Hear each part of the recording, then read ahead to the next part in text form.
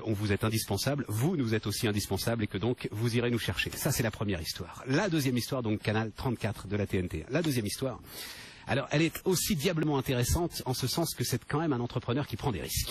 Je vous parle de placement en or.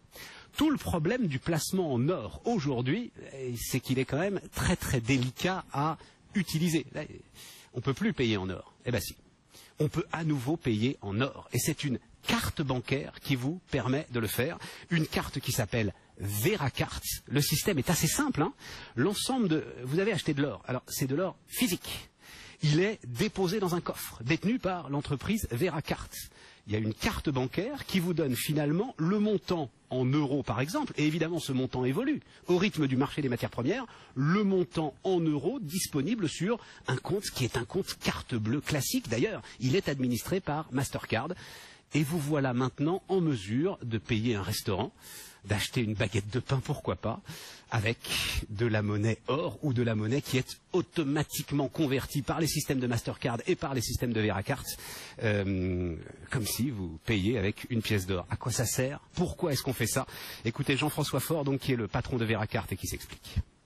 On est parti d'un constat. 83% des Français considèrent que l'or est aujourd'hui la valeur refuge ultime. Et en même temps, un Français sur trois considère que c'est la monnaie qui leur manque. Donc c'est quand même quelque chose d'assez phénoménal. Un Français sur trois considère que l'or pourrait être mieux que le dollar ou l'euro. D'accord. Le seul problème, c'est qu'aujourd'hui, il est incapable de l'utiliser. Et il considère, à juste titre, qu'aujourd'hui, l'or n'est pas liquide, l'or ne lui permet pas facilement de consommer. Donc d'un côté, on aura un produit effectivement qui protège, mais qui ne peut pas nous protéger à tout instant.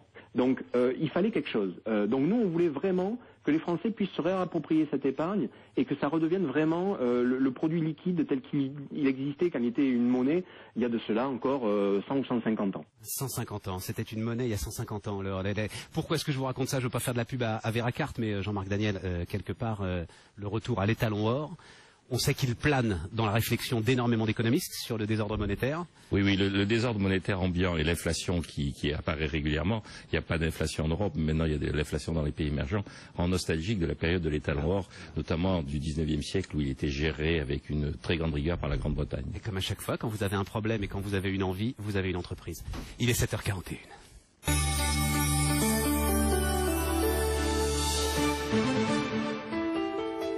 L'heure de faire un point sur le temps et la circulation en